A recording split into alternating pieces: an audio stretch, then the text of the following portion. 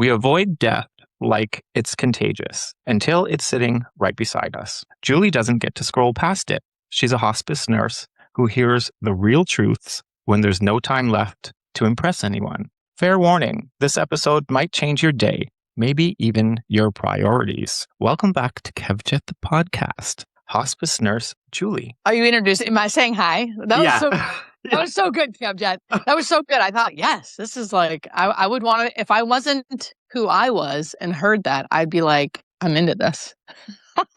That's great. I love it. Cool. Hi, good to see you. I know. We were just talking before we hit record that last time we spoke, it was the night before your book release. Yeah. And you said, I don't think I'll ever do this again because it was so scary and hard work. And what are you doing? I'm doing it again. It's not always how it goes. You kind of like forget. I've never had a baby, but I feel like women forget how crazy and hard childbirth is, and then they keep doing it. Anyway, like they almost like our bodies make us forget. It's true. It's like I knew you were going to do it, and you had to do it because the first one was so good.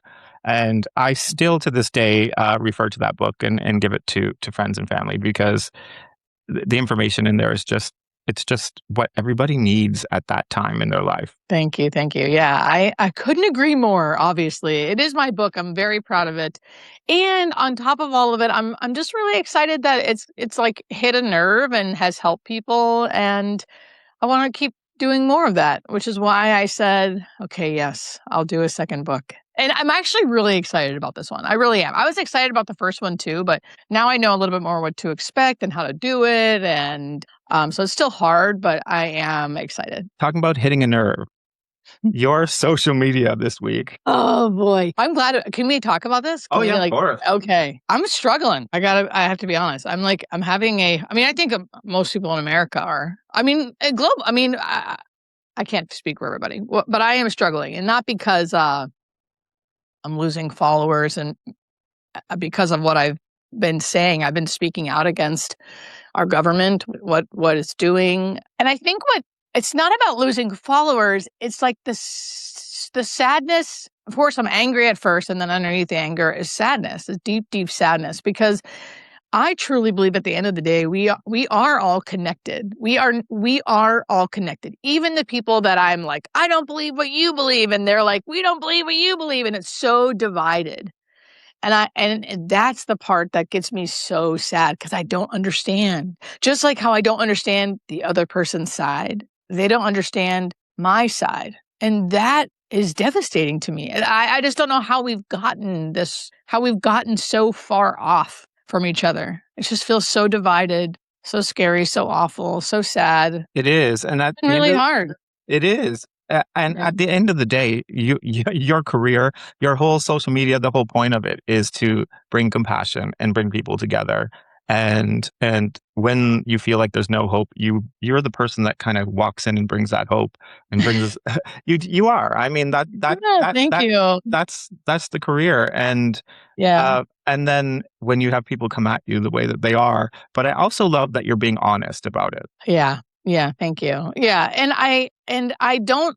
There are times, I think I don't put a persona on at all for social media. Who I am on social media is who I am. But what people don't understand is that like there are many facets of me, right? So like I'm usually not on the internet angry and yelling, right? I'm usually, but that's still in me. I'm a human being, right? I think that's been kind of jarring for some people, and I understand, but also like I can't stay silent with what's going on. And the only thing that's really been giving me hope is like my day-to-day life, being a hospice nurse, going into patients' homes, obviously not talking about politics or asking them. I'm not asking them about their immigration status. We're not discussing that, right? I'm just showing up, one human talking to another human, and it's always beautiful. And that is like, gives me hope in times like this. I love that you're honest and you have those conversations with all your viewers, and I love that you're reading some of the comments back as well, because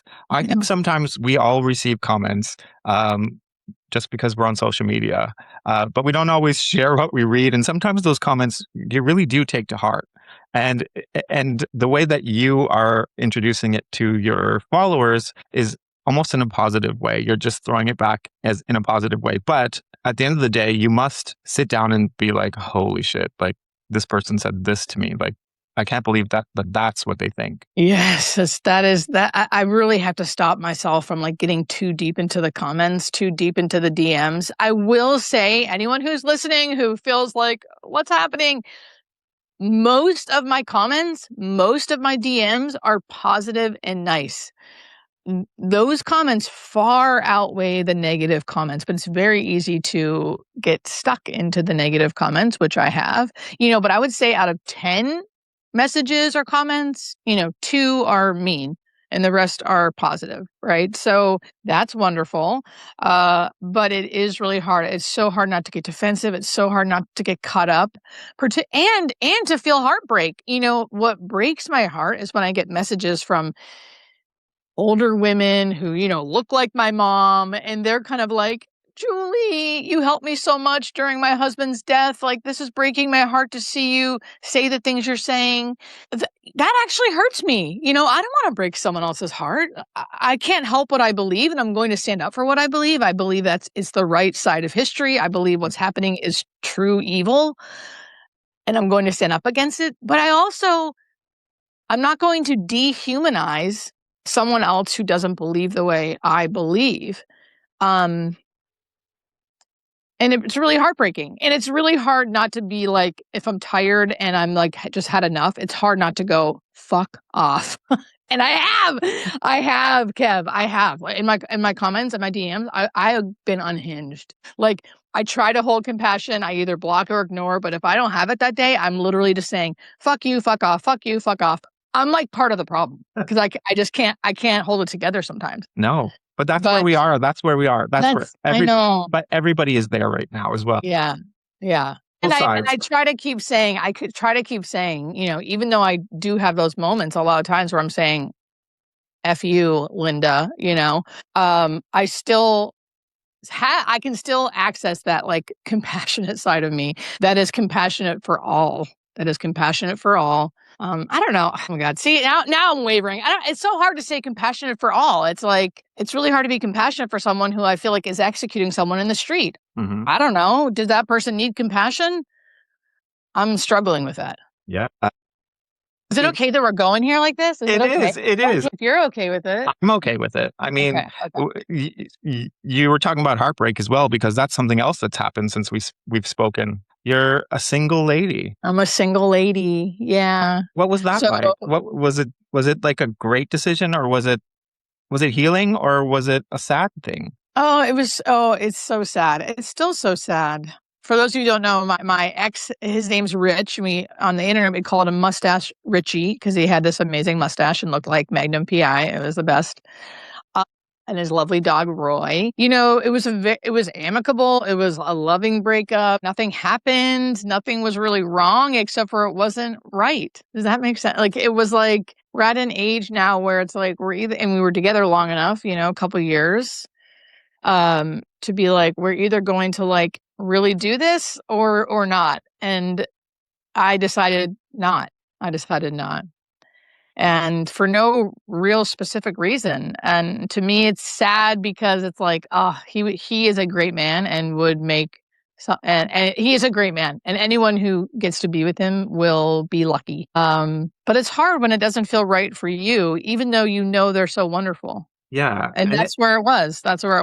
It feels like that was in the middle of so many great things as well for you, because you've had your new book, you have a podcast that's going to come out in 2026, if I can get the year right.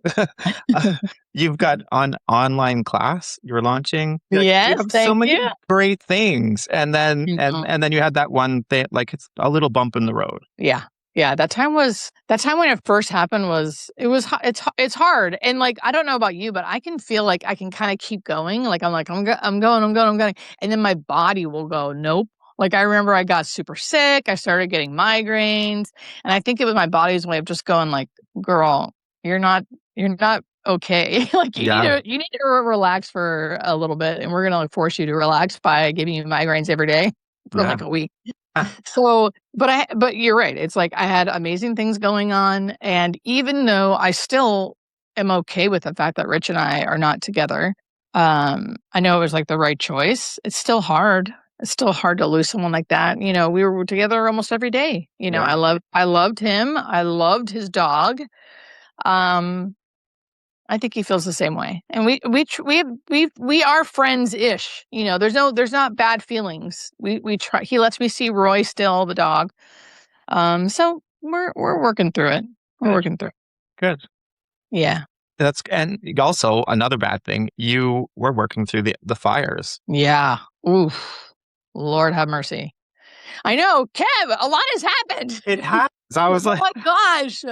That was the start of last year, right? That was the start of 2025. The yeah. fires. I was working the very first day when they broke out. And this is like awful because fires kind of break out a lot in Southern California. So it's like not that big of a deal at first. And there's a video of me when it first started, and I was filming the side of, I wasn't that close to it, but you could see it in the distance. And I was filming going, this is what happens in LA, or, in Southern California, fires break out. And then it was one of the most devastating fires, ever. How did that affect your work? Because those patients, most of them would have been evacuated, I would have thought, but then some maybe they couldn't be. Yeah. Well, luckily, at least anyone that we've worked with, all of our patients were able to be evacuated, thank God. But many of them had to be evacuated to, different states, different cities, because their homes were gone and they're elderly. They don't have another home. So they had to go with their cousin or aunt or, or daughter, or it was devastating. Hospice companies should be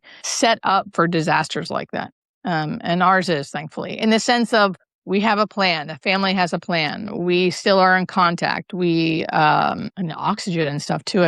So what usually happens is we already have instructed families to make sure if a fire breaks out, any inkling of a fire somewhere, you tell the fire department immediately that you have oxygen in your house, right? So they need to get out and get out quickly because oxygen and fire do not mix. No. So we had many family members lose their homes and patients lose their homes. So scary. Yeah. It was scary watching your social media, and I loved that you covered a story about it every day. Yeah. You kept everybody up to date. Yeah. But you were out there. Yeah. Yeah. It was really, and then even now, you can finally drive up the closest neighborhood because multiple neighborhoods in LA burnt down. The one closest to me was the Palisades, and you go up there, it is like, I can't say the words because that's what it was like. It is shocking. You don't I didn't understand. Like, your eyes can't compute because this neighborhood that you once were so used to seeing, like, it's just decimated. There's nothing there. Gosh. And it's a whole town. It's a whole town. It's like, whoa, what? They're starting to rebuild now, but and that's a year later. Yeah. It's jaw dropping. It's like unbelievable. Wow. I know. We're going to jump around a little bit, but next week is a big time in your life because it's 10 years of being sober. Yeah. Can you believe that? I can't believe it. It's wild. It's great. It's wild. It's amazing. Yeah. I'm so excited. Because of everything that's been going on in the world, I haven't thought about it much, if I'm honest, but this week, not this weekend, but the next weekend, I have planned a birthday party because in LA, we call them birthdays. So I have my 10-year birthday party. It'll be at a friend's house. We're going to have karaoke. I'm going to have a piñata. Why? I don't know. I think it's kind of fun to have a piñata. So I'll have a piñata. I'm getting it catered and we're just going to celebrate. And I usually do one thing a year on my birthday that kind of scares me. Like one year I did a trapeze class, which was really amazing. P.S. Another year I did zip lining. One year I did I didn't want to skydive because I just cannot do that. But I did the thing that simulates skydiving. So this year I have to think about it. I still haven't. I might get a tattoo. Do it. I said I never would again because I already have one and it's now deemed a tramp stamp. In 2001, folks, they were not called tramp stamps. They were just cool. But now, 2016, I have a tramp stamp. So, we'll see. But I'm really, really excited. It's a huge, important. I mean, if there two things I talk about all the time: death and sobrieties. I'm excited. Yeah. Well, congratulations. Thank you. Yeah. It is very exciting. And the other thing that's happened is all this weight loss. You're like transforming in front of us. Hey, Kev. Yeah. I mean, that's so funny. I feel so. First off, I feel amazing. I've been working out 3 days a week with a trainer, weight training, and then on the other days, I started coming in and doing the elliptical. Like, who am I anymore? I don't understand. But the initial weight loss was done with a GLP-1. Right. Which is fine. I don't have to be. I don't know why I always feel a little embarrassed saying it. I Yeah. guess because you get a lot of heat if people don't think you're like big enough to be on a big enough in quotes here, right? Yeah. Be on GLP-1. But you know what? In medical terms, so anyone who's listening that doesn't understand the medical side of it, if your body didn't need it, you wouldn't lose the weight. Oh, I'm on the medical side and I still don't even know. I honest like I did a whole video about it, Kev, which was like I basically just said, listen, guys, I know everyone in the comments is gonna be like, if you just because I only lost 20 pounds and I lost 20 pounds in 8 months because I wanted to do it really, really slow Yeah. and just sort of see, right, what happens. So I like microdosed for months and I ended up losing 20 pounds and it took about 8 months. And like a lot of the comments were like, you can just do that regular, just, cut your calories and work out. And it's like, Chad, I know I didn't want to do that. I wanted to take the easy way out. I love science. Science telling me there's a drug I can take to lose weight in a healthy, normal way.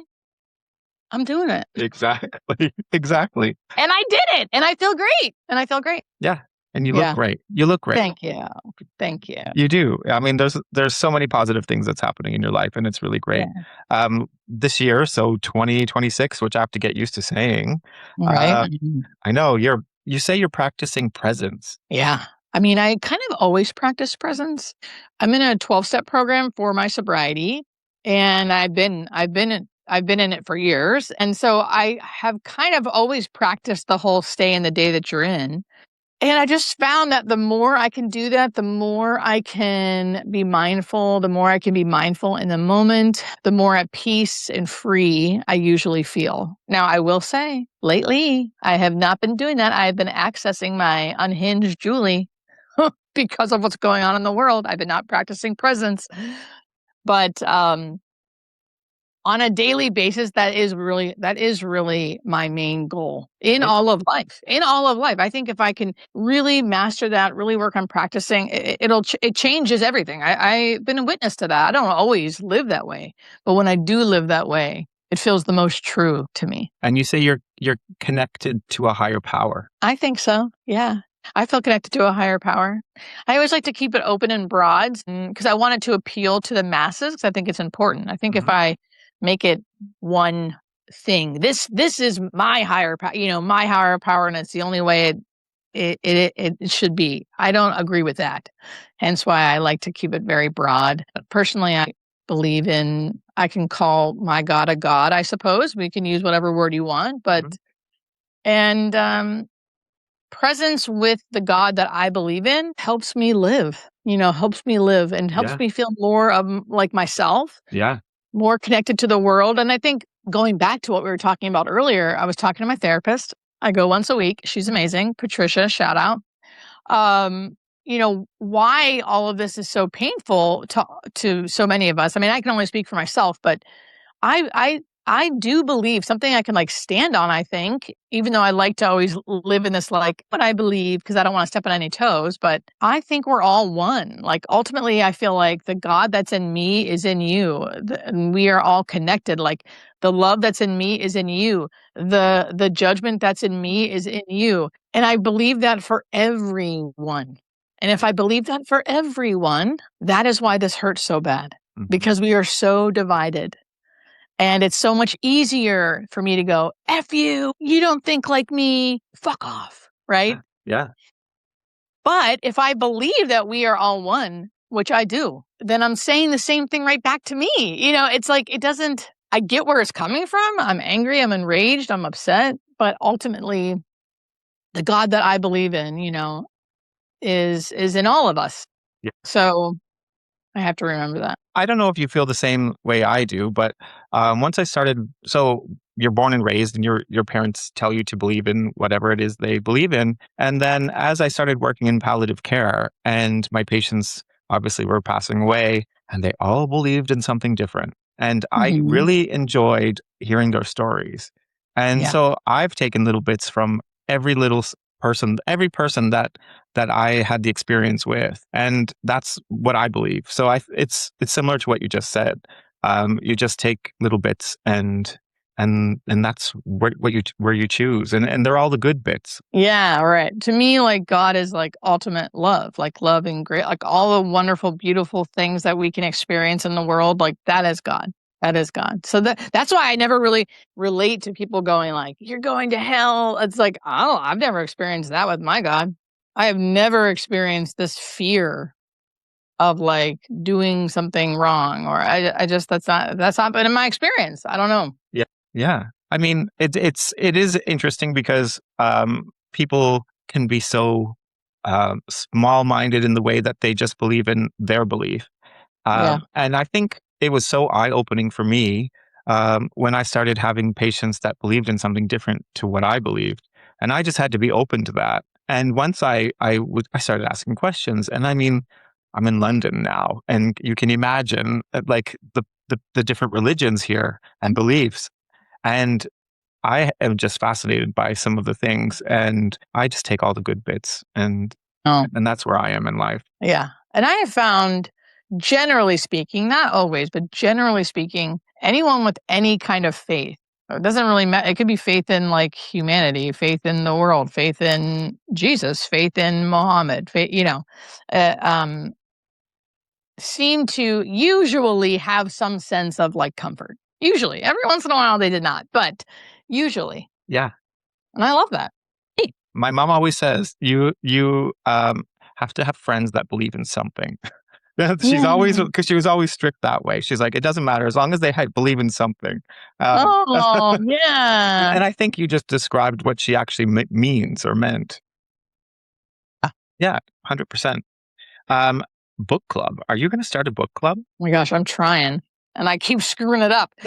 Because people want it. People want the book club, and I want it too. And I and like, but I this is what I do. I do things on a whim without thinking. That is all of my social media always. I'm never like planning ahead ever. I was on a flight and I was reading a book and I was like, I want people to know about this book. I want to talk about this book with people, blah, blah. How about I start a book club? And 1,500 people sign up. And then I'm like, wait a minute, I don't know what I'm doing. I don't know what book we're reading. I don't know what avenues. So then I put it on Instagram. It didn't work. Then I put it on Goodreads. It's been a little better over there. And now I'm still trying to work out the quirks of like, how do we all talk together, but not make it too like hard on me, honestly, because I don't have tons of time to like That's organize the thing. a free book club, which I want it to be free, but I also can't spend like a ton of time on it. So I'm working on it. The first book we've read so far is called The Correspondent, Ooh. and I didn't like it that much. Everyone loves it though. So everyone else loves it. So I think it's a me thing. Okay, Most people like it. Yeah. cool. And then what's the rumor about Oprah? I got the rumor about Oprah. I'm in I don't London and I heard the rumor. wait, what? What's the rumor about Oprah? Does Oprah know me and love me? And I'm like, and I Well, don't know this? that's what I heard. Kevjet? What am I looking for? Listen, the rumor about Oprah, if it is true, I'm going to fall over dead and be happy for the rest of my life. I feel like I'm only a few degrees away from meeting Oprah. Okay. Because I keep kind of running into people who know her, and like she starts like she's talking about death and dying now on her podcast and on her Instagram. And I keep thinking it's only a matter of time. Okay. So anyone listening, if anyone knows Oprah personally, talk to her about hospice nurse Julie. That's me. That's Yeah. me. Yeah. That's me. First off, even before the whole hospice nurse Julie thing, Oprah has changed many people's lives, but she has changed my life through the podcast she's had, through her show, Oprah, back in the day, through Super Soul Sundays. I paid a ton of money, for me anyway, for VIP tickets to go on one of her tours to get a picture with her. So I've been an Oprah fan for as long as I can remember. And I just feel like half the stuff she says that comes out of her mouth makes me cry in a good way. In a like, she gets it. She feels my heart. She understands. So the rumors are true. We are going to be meeting soon, and I can die happy after that. Amazing. Nancy Reagan, who has got me started into the podcast, she's a TV host in Canada. She actually spent 2 days with Oprah on set and interviewed Oprah. Oh. And so when she sat down, she's recently just filmed the documentary about Kevjet, 2 parts. So 1 part here in London, 1 part in Canada. And she sat down and she said, you know what, Kevin, I've interviewed Madonna. I've sat down with Oprah. And I've just interviewed Kevjet, so I can retire now. Stop. Wait. How can we watch this? Best compliment ever.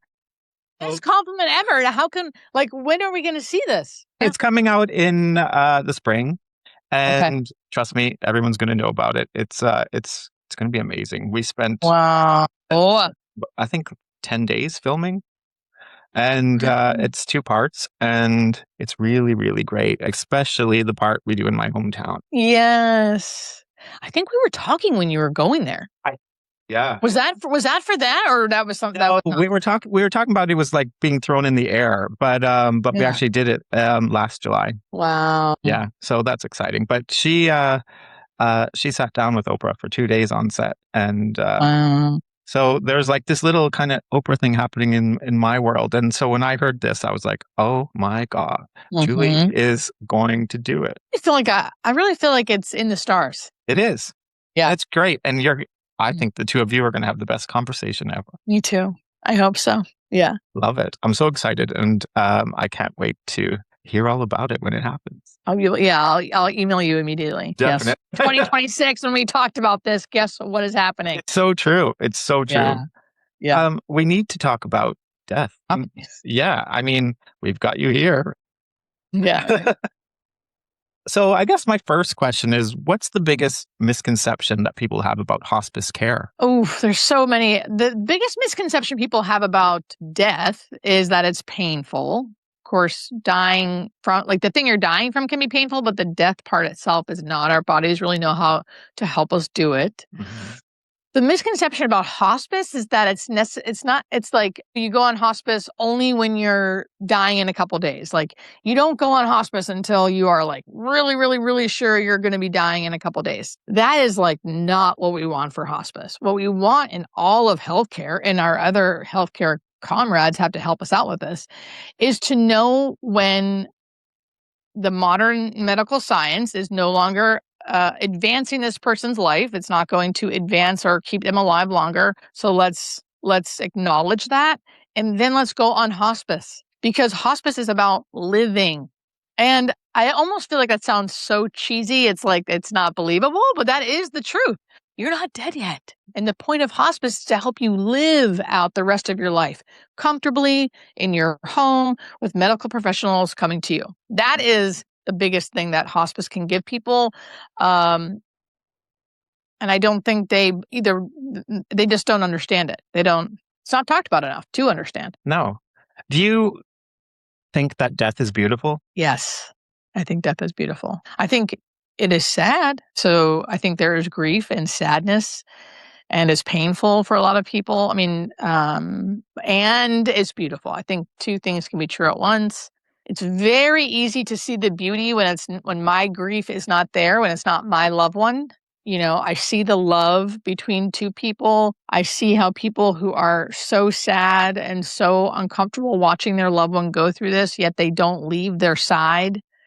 And it almost feels like a birth. Like, I always talk about how, you know, when I see a baby, the feeling of the baby is like, oh, you know, it's like this little baby, like, where'd you come from? Like, they seem so present and magical and almost angelic, right? It's like I get this breath of God. And I feel that and see that in someone dying too, particularly in the actively dying phase, when they're like very close to death. It feels the same. And I think because I'm not afraid of it and I'm used to seeing it and it's not my loved one, there's a bunch of factors. I'm able to see it for what it is. And I think it's beautiful. I agree.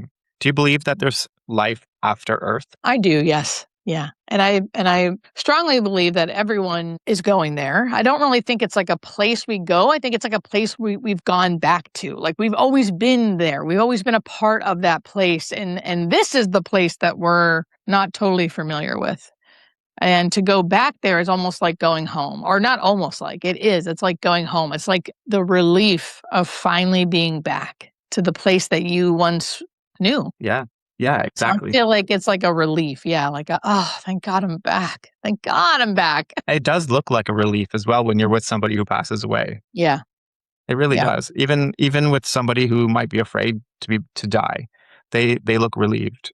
Yeah. It is an experience for not everybody will get to experience it or want to experience being with somebody when that happens, but it is a beautiful thing, and it is equal to a birth. You're right. Yeah. Yeah. Yeah. And I think the more we talk about it, the more we educate about it, the more people understand it, the less traumatic experiences there will be. Because I get email after email after email of people being like, I love what you're saying, but my loved one, and then they proceed to like say a bunch of awful things, right? They looked like this, they acted like this.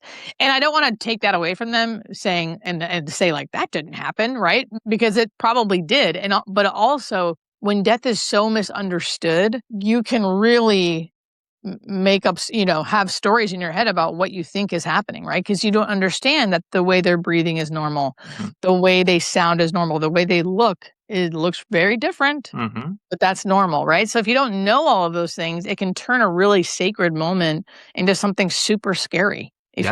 if you don't get it, if you don't understand. And most people don't. It's not their fault. No one's told them. No one's talked to them about it. Hence why I started Hospice Nurse Julie Yeah. to help people understand. Thinking about that, why should people not force feed their loved ones who are dying? Because at the end of life, our bodies know how to die. And in particular, the body will turn off the hunger and thirst mechanism of the brain to help the person not want to eat and drink and to sleep more, to kind of prepare the body.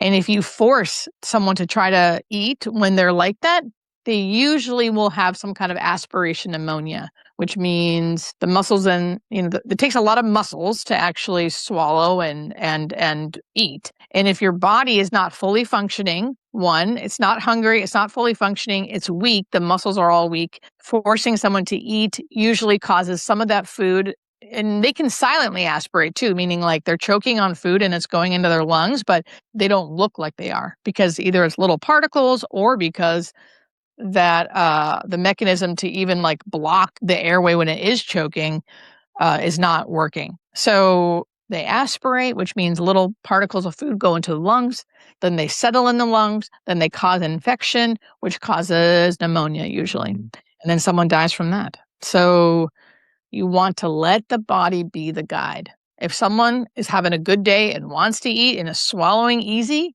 great. If they're holding their mouth shut or pocketing food or saying, no, I don't want it, then we have to listen to their body. And they are not starving to death. They are not starving to death. Their body has turned off that mechanism in their brain to help them along the way. Yeah. Is there a common regret that you notice that people talk about at the end of Funny you their should time? say that because that's my next book. That's what my book is about, regrets. Um, I think, okay, so to answer that the short answer is yes, there's a common regret.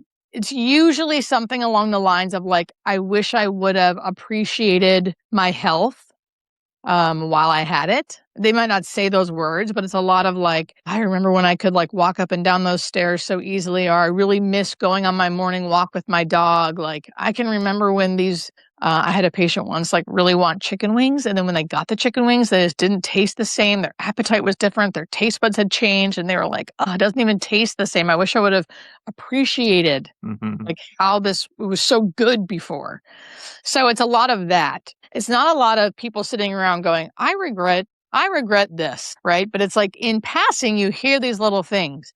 So many people that I've taken care of have just retired and now they're going to die. And they've said to me, I've been waiting to retire my whole life to start living the life I wanted to live. And now I'm dying.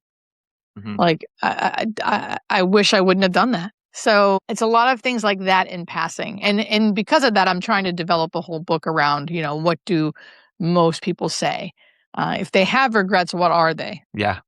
Yeah. That's great, because I always said for myself as well, I could write a book on different things that people have said to me, and they don't say those things to their husbands or wives, but they tell us. Uh, And I think that's such a special thing. yeah.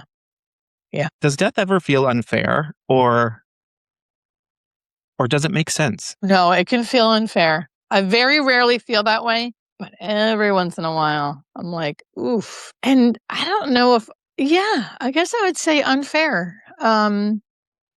Maybe extra sad.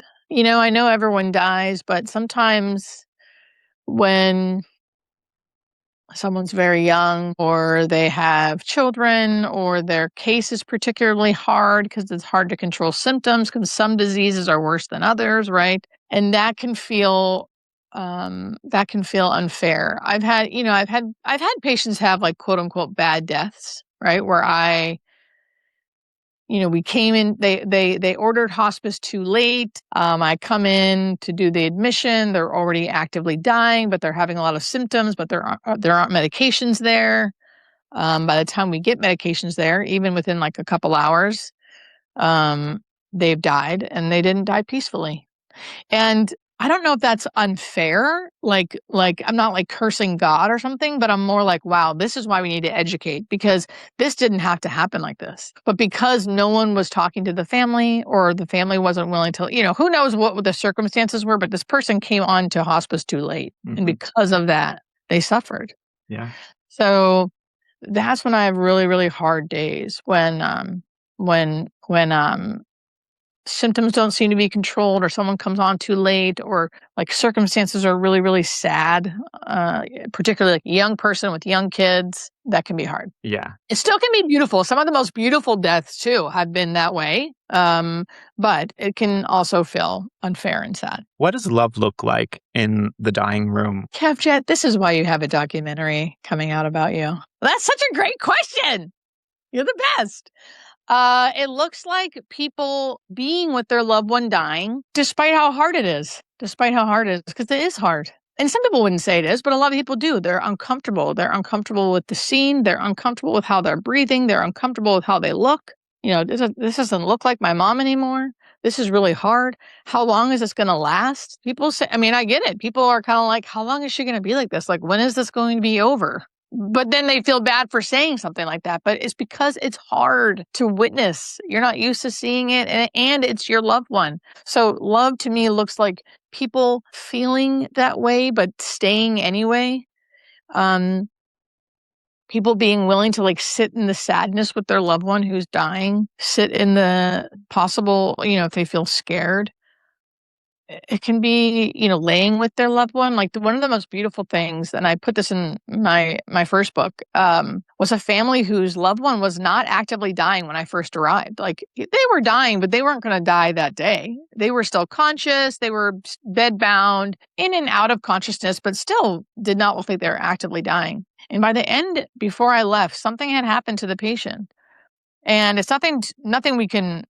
It's not an emergency. It's just a change in condition, we call it, right? And the change in condition was he suddenly was actively dying. He suddenly was unconscious. He suddenly was not going to wake up, and I could tell. And I wanted to make sure the family knew that because it was a sudden change.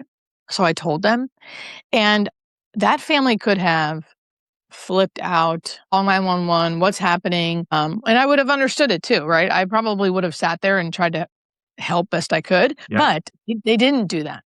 They switched on a dime and just go, okay, the wife got in bed with the husband. The kids were around him. His grandkids were around him playing. They didn't shoot him away. And they all just said like sweet nothings to him. The wife was going, thank you so much. Thank you so much for loving me. You were so easy to love. That sentence I will always hold on to. You were so easy to love. Thank you for loving me. And he died before I left.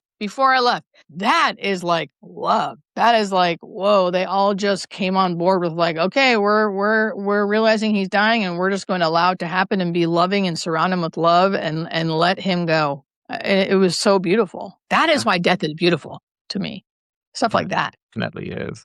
What is one thing that we should all just stop worrying about right now? Dare I say everything? I mean, what's worry gonna do? This is spoken to from a true worrier here, folks, so I get it. When it comes to death, I would say don't worry about feeling afraid at the end of life. I think a lot of people are really worried about they have the fear of having the fear, and it's really normal to fear. And many people are afraid that come onto hospice, but I can say that most people at the end of life, by the time they're actively dying, are not sitting there going, "Oh, I'm so afraid, I'm so afraid." I think the body really does help prepare us. There is a calmness. Yeah, there is a calmness. So maybe stop worrying about that. But generally speaking, one of the things that my 12-step program, one of the sayings is acceptance is the answer to all of my problems today. And I feel like that helps with the worry. What's worry going to do? We can take action. We can learn to accept what is.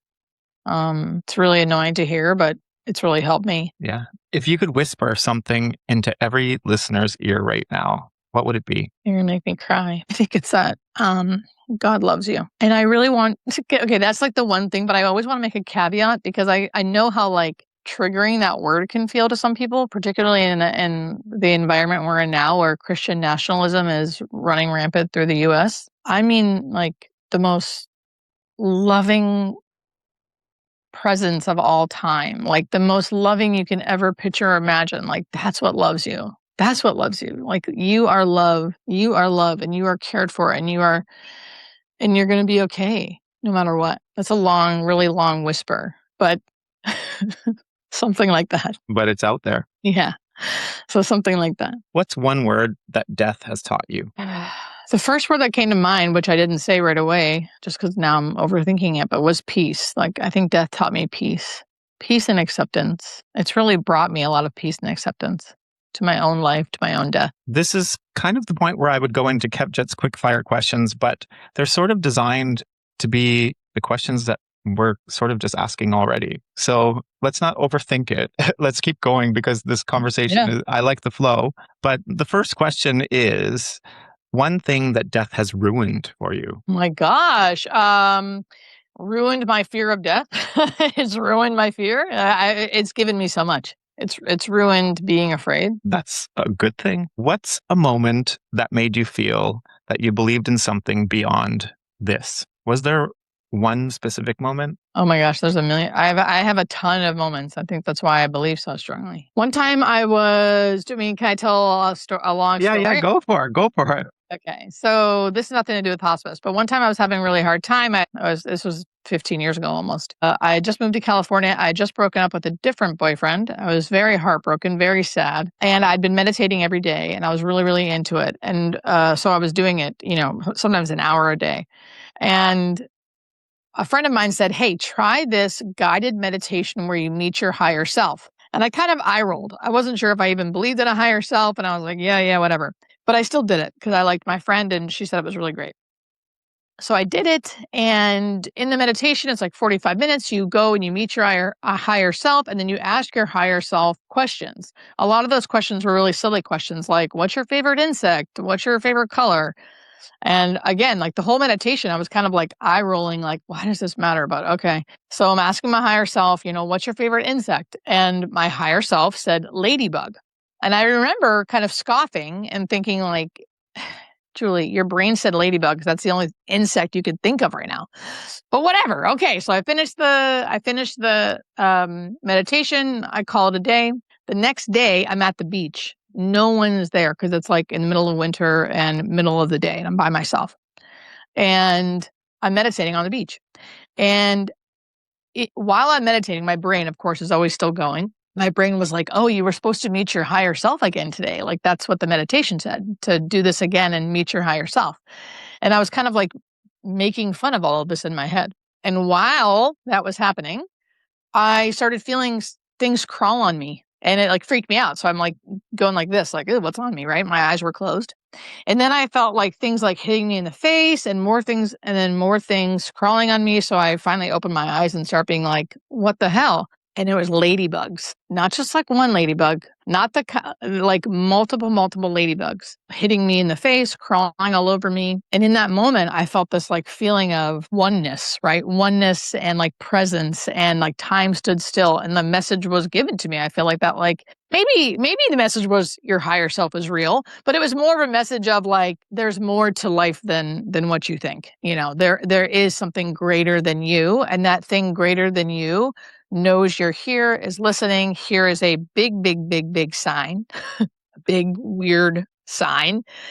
And that's just one thing. That's just one thing. And P.S. there was no like seaweed nearby. These were actual ladybugs. They were not the beetle things a lot of people say that they could have been. I know that because I have pictures of these. I have pictures. I took a bunch of pictures. I couldn't believe it. So that was a moment where I really felt like, wow, something is trying to communicate with me and say like, you are taken care of. You are loved and guided. Do you believe in mediums? Yeah, kind of. I guess I don't have like a huge stance. Like I would go to mediums I would go, but I wouldn't like only go to mediums. I wouldn't feel like I had to go to a medium to like learn my future or talk to my dead loved ones. However, I have, and some were great and some weren't, but I think they're great. Yeah. What's one question you wished patients asked you? I wish more of them asked things about their prognosis, about what death is like, about what to expect. I mean, many times they don't ask, and I just start telling them if they're open and willing, but I wish more would ask. Yeah. If death could talk back, what would it say? You don't have to be afraid, and we will take care of you the best we can. You're not alone. And you won't be alone. If you could ban one thing from funerals, what would it be? Wearing black. I totally agree. Although black is like chic, but you know. It is chic. Yeah. I want funerals to be fun. It's true. Yeah. Who checks in on you? Oh my gosh, so many people. My sister, my best friend Jenny. I have so many friends from that 12-step program I keep mentioning. I have a really, really big, strong, amazing community that I feel super grateful for. And I feel like that is why or one of the reasons why my mental health is pretty good on a daily basis. I can let it slip because I'll like, doom scroll and not talk to anybody. But generally speaking, I have people. And I think it's really important. I think a lot of people in the world are missing community. And I feel lucky that I have it. My final question, if most of us are doing life wrong, what would you say we would need to change? I think we would need to change opening your mind, opening your heart, living more from your heart than your head, being open-minded, and mostly like loving yourself so radically, forgiving yourself so radically. Because I think when we do that for ourselves, we just automatically love others. I have experienced that because of, again, the 12-step program that I'm in. We do step work. We do a bunch of things to learn how to live well. And one of the things I've noticed was that like, I didn't have to try to start treating people well or stop judging people so much. What I had to do was stop judging myself so much, loving myself, forgiving myself, accepting myself, radical acceptance, radical love, radical forgiveness for myself. And when I really felt that in my heart, the world changed and everyone around me changed. And I think that's why, again, going back to the politics thing, it still hurts me, even though I think other people's political stances are quote unquote wrong. I have enough love and forgiveness and acceptance in myself that I can't not look at them like human beings, right? So because of that, I still have love and acceptance and mercy and forgiveness for them. And I think it's because I so easily give it to myself. It's beautiful. I can't wait for what 2026 is going to bring to Julie. I'm so excited. I am so excited for you, and I am going to share it as I'm allowed to. But I'm going to share it and just be so ecstatic for you and everything that comes your way. All these great things are so well deserved because you're bringing such great things to the world. So, my gosh, thank you. You get from the world what you give to the world, and that's one of my favorite sayings. And you are Exhibit A. Oh my gosh, thank you. Thank you, Kevin. You're a great interviewer, really. I do a lot of interviews. You are really fun and great at interviewing. Thank you. Thank you. Thanks, Julie. Thank you. My gosh, you're so wonderful. You really did a deep dive. I love that you're like, and let's talk about this, and let's talk about this. I'm like, yes, I am here for it. Let's talk about life. And then you're like, okay, let's talk about death too.